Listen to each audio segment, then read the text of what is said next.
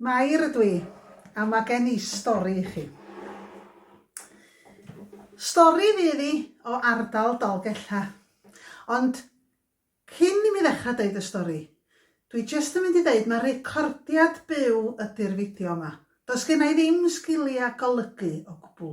Felly os dwi'n baglu dros yng ngeiriau, yn anghofio trywydd y stori, yn mynd i ffwrdd ar ryw lwybr arall ac yn anghofio be ydy canolbwynt y stori, neu os oes yna awyren yn dod heibio, fel sy'n digwydd yn aml yn Dinas Mawddwy yma, yna mi fydd o'i gyd yn cael ei recordio.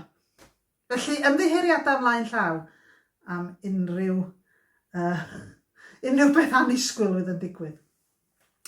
Reit te, Cader Idris oedd enw'r alaw yna, ac stori ydy hon am ardal Cader Idris, ac am Ddalgella, ac am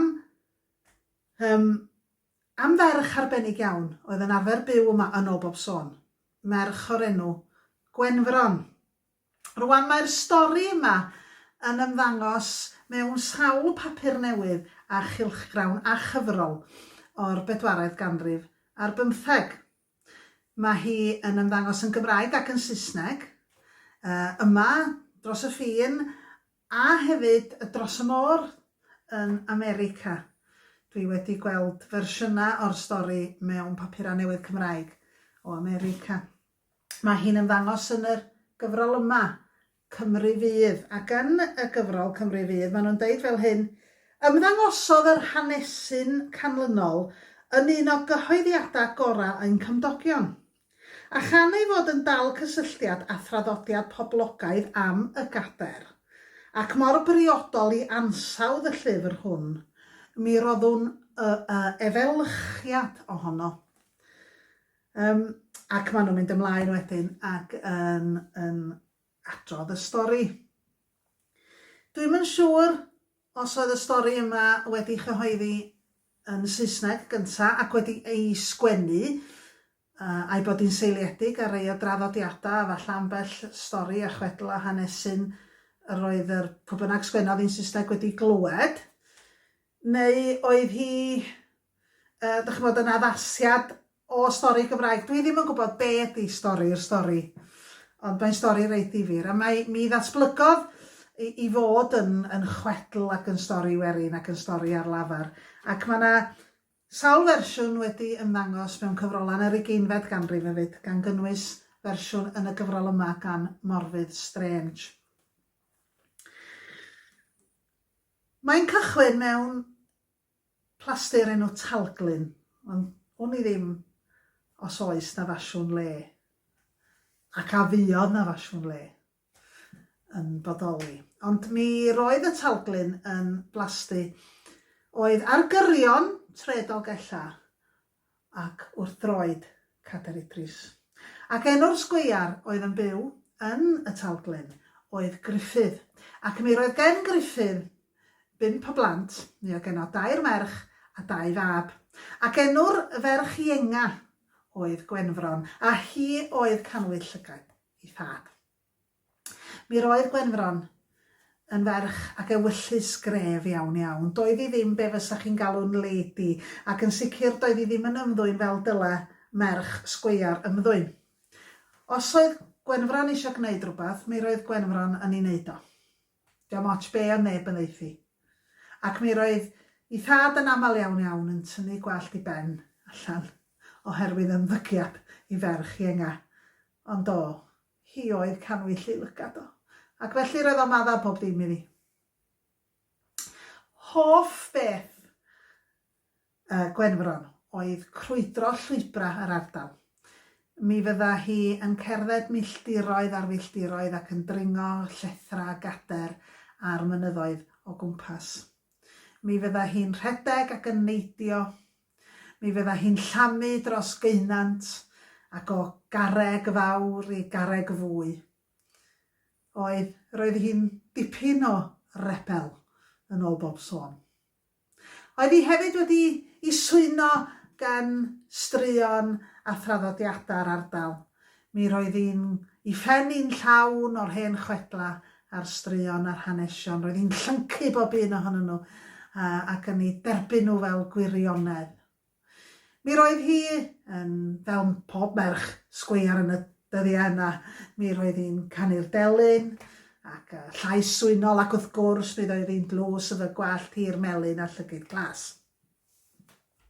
Mi ddoth na ŵr ifanc i aros i'r Talglyn un ha. Griffin oedd ei enw. Ac mi roedd Griffin yn studio'r gyfraith yn Llundain. Ond wedi bod yn gweithio'n galed iawn.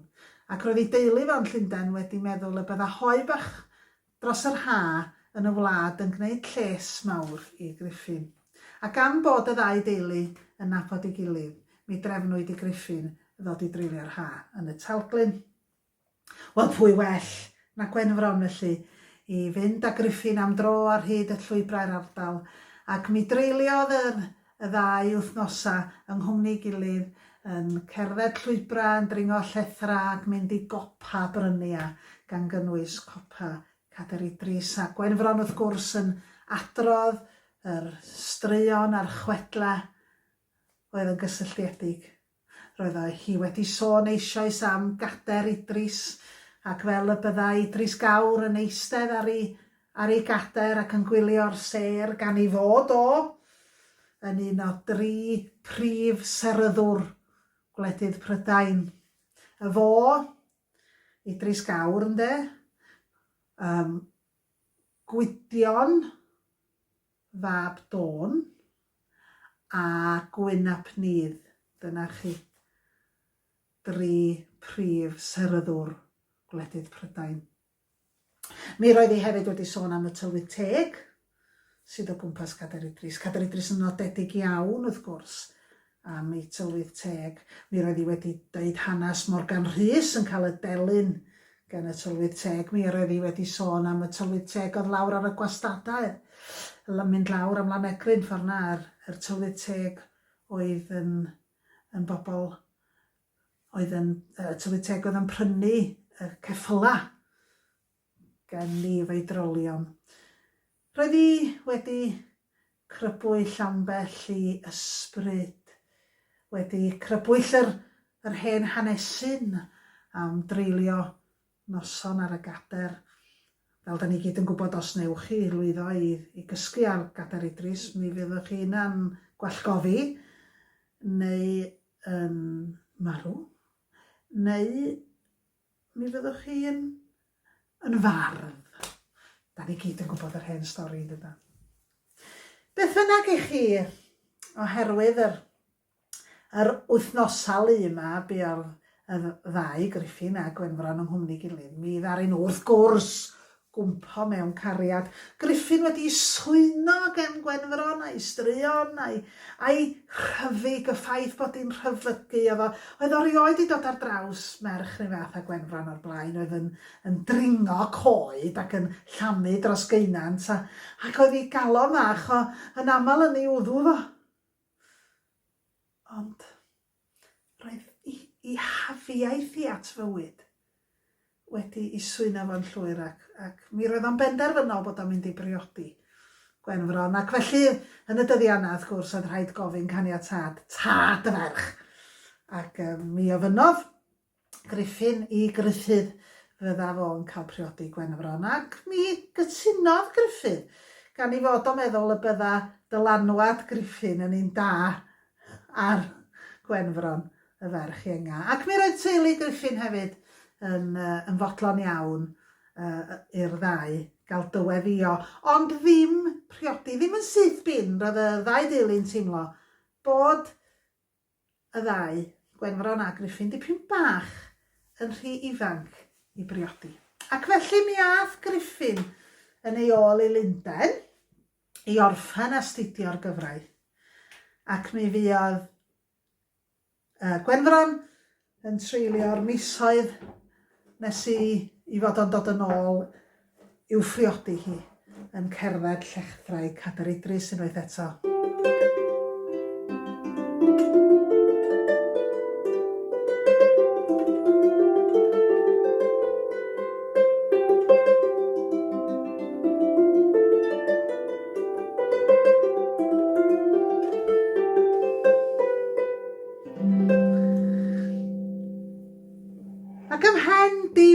amser mi roedd y flwyddyn wedi pasio.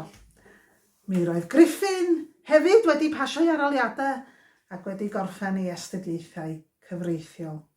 Ac mi ddoth yn ôl i'r Talglyn, a mawr y llawenydd pawb, ac wrth gwrs paratoadau ar gyfer y briodas oedd yn mynd â bryd pob un ohonyn nhw. Mi ath Gwenfron a Griffin am dro i fyny ben Cader Idris ac yn ôl lawr. Ac noson honno ar ôl swper, mi ofynodd y Gwenfron, oedd hi wedi deud hanes pendefiges y Gader wrth Griffin? Na, fel meddwl yn ta.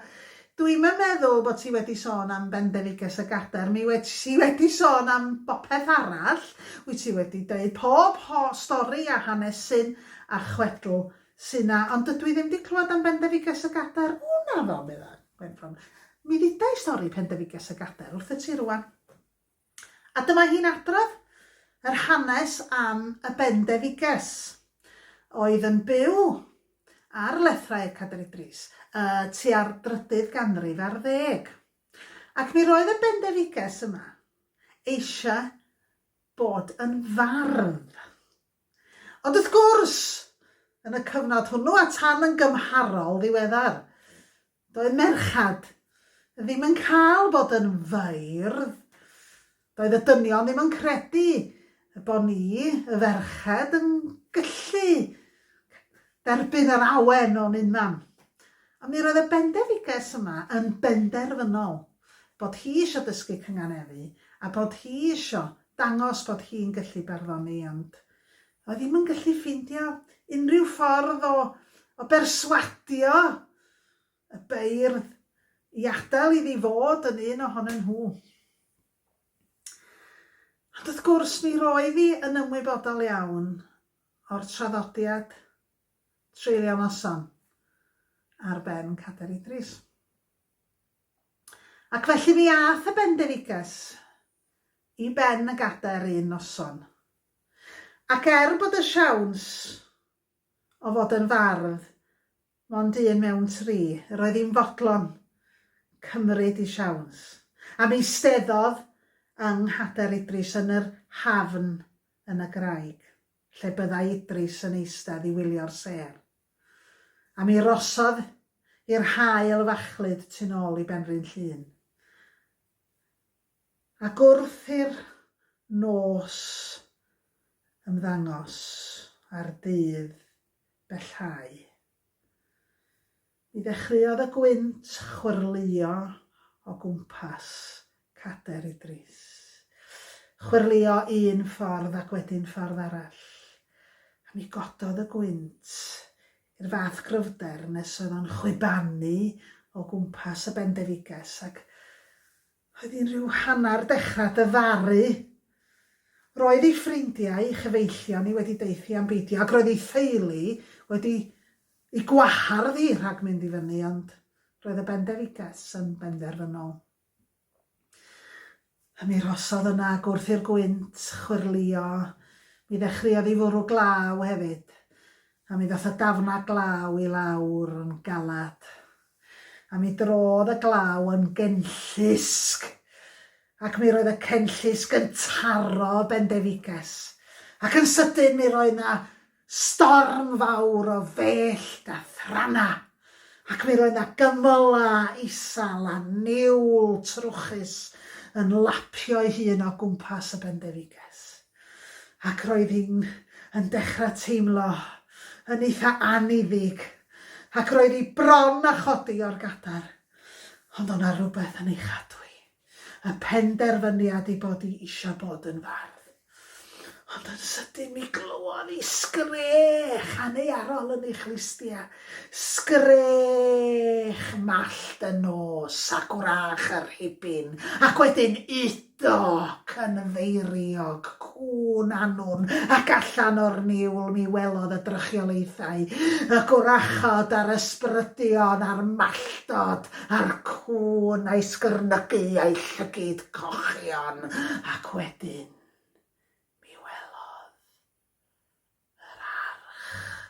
yn pasio heibio, a phobl yn galaru, yn pasio heibio yn y niwl, ac wedyn y fallt, ac wedyn y wrach, ac eto cwn anon yn udo, ac udo,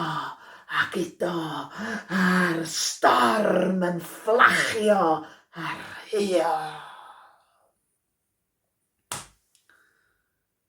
Bore wedyn, mi ath cyfeillion Pendefiges i fyny ben y gadair gan nad oedd hi wedi dod adra. Ac yno, yng Nghader Idris, mi ddeithon nhw o hyd yr Bendefiges yn farw gelain. A'i gwallt hir du yn chwifio yn yr awel.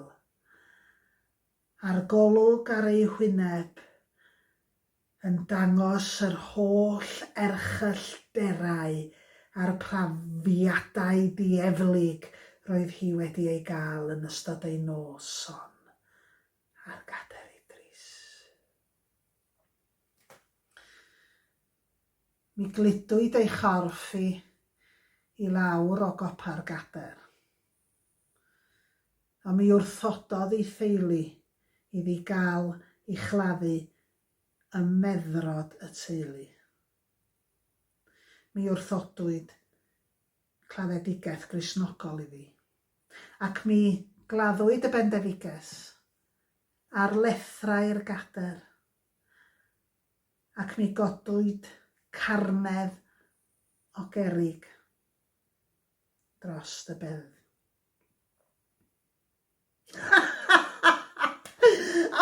Dyna'r ore eto, medda Griffin. Wel, mi oedd hwnna'n stori na. Sut wyt ti'n meddwl am y pethau yma? Sut wyt ti'n meddwl am yr oll straeon yma? Medda Griffin yn chwerthin dros y lle. Chwedl Gwenfron ddim yn chwerthin. Pam bod ti'n chwerthin? Pam bod ti'n chwerthin am ben yn traddodiadau? Mae'r stori na yn rhan o'n traddodiad ni. Pam bod ti'n chwerthin? Meddai. Roedd hi di siomi'n Griffin. Ac mi ath hi at ei phelyn.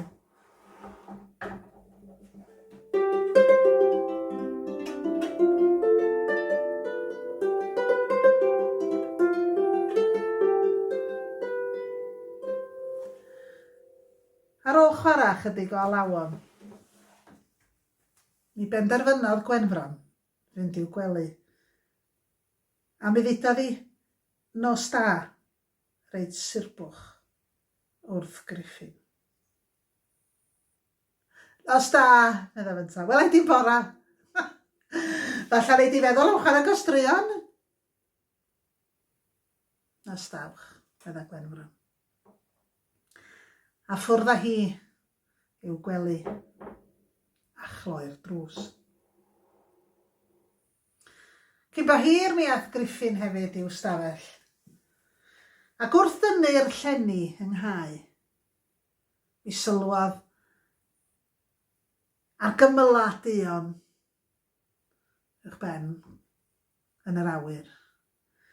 A mi glywed y gwynt yn dechrau chwyrlio, ac mi roedd o reit falch i fod o'n glud a chynnes ym mhlas Talglyn a ddim allan ar lethra Cadair Idris.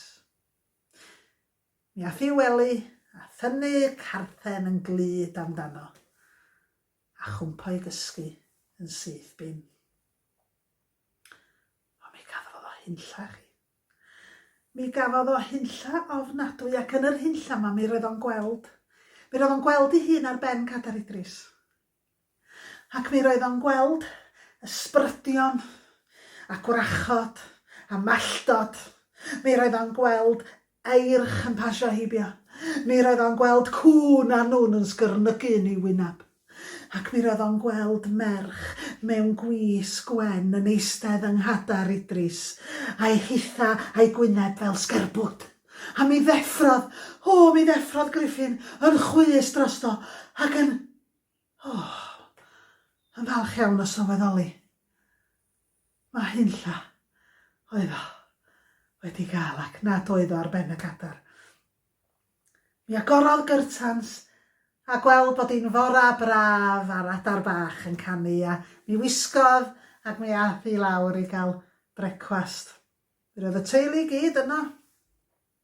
A phawb yn deud bore da, bore da, bore braf, fe newch chi heddiw, mi ai gerdded siŵr o fod. Ond cofiwch bod ni isio mynd i weld y ficar, medda Gruffydd. Mae rhaid i ni drefnu y brodas yma.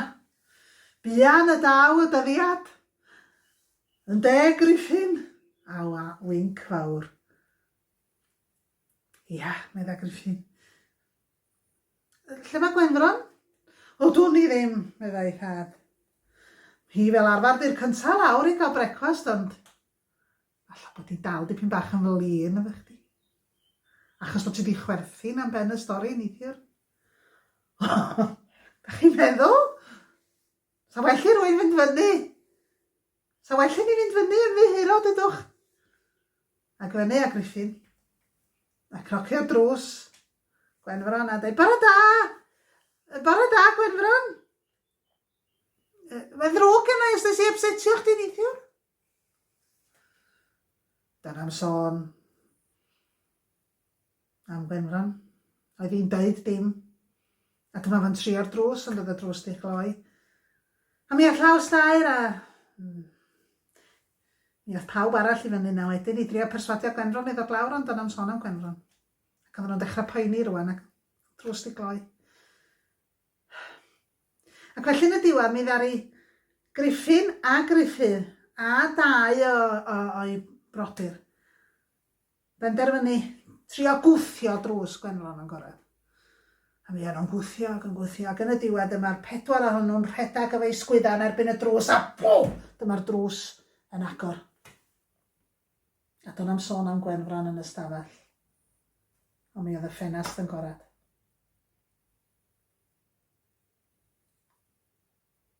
Dyma nhw'n dechrau meddwl bod hi wedi diag ac i lle fysai'n diag. A dyma Griffin yn dechrau meddwl am yr henfriddwyd hyll na am yr hynlla ddod i gael. A dyma nhw'n dechrau poeni, dwi'n meddwl, da chi yn meddwl bysai wedi mynd fyny i ben Cadar Idris, da chi? Dyma'r teulu gyd yn dechrau edrych ar ei gilydd. Ac yn dechrau meddwl, Gwenfron. Os oedd Gwenfron wedi penderfynu gwneud rhywbeth mi fydda hi wedi wneud o. A dyma pawb yn hanelu am gopa Cadar Idris. Y teulu i gyd, y cymdogion, y morwynion, y gweision, pawb yn mynd i fyny i ben y gadar.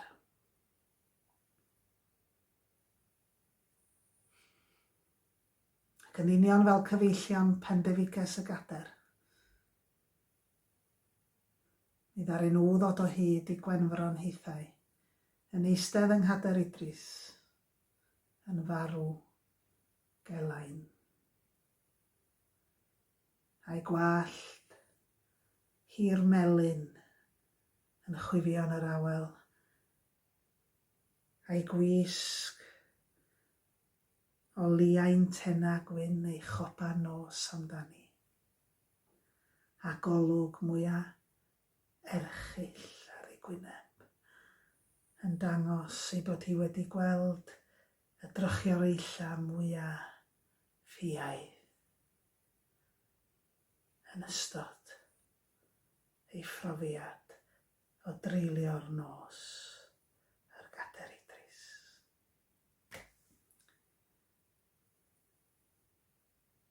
Mi gludwyd ei chorff i lawr o'r gadar.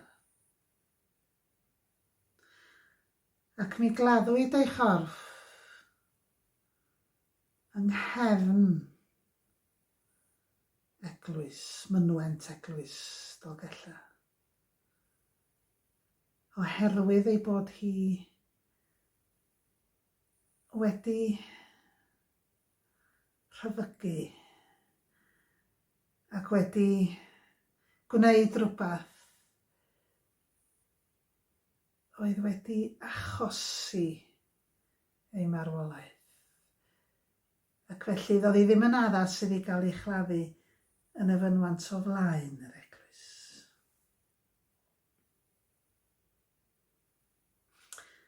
Yn ôl traddodiad lleol, mi drodd gwallt Gruffydd ei thad o fod yn ddu i fod yn wyn dros nos.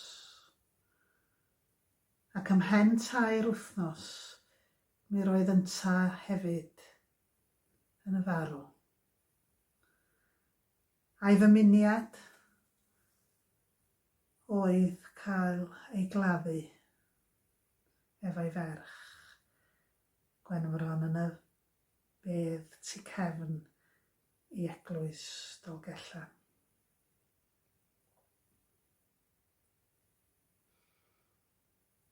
Mae 'na sôn i chi bod 'na ryw ysbryd yn cerdded llethrau'r gader, yn rheibio defaid, yn enwedig amser wyn bach. Wn i ddim mai ysbryd Gwenfron ydi o. Am nad oedd Griffin wedi credu ei straeon. Neu falle mai ysbryd Pendefigus y gader sy'n crwydro'r llethrau. Am nad oedd hi wedi cael ei chladdu mewn beddrod Cristnogol a'i fod hi wedi chladdu dan y garnedd honno ar y gader. Pwy a wyr? Dwi'm yn gwybod ydw i ddigon dewr i fynd i dreulio noson ar lethrau Cader Idris.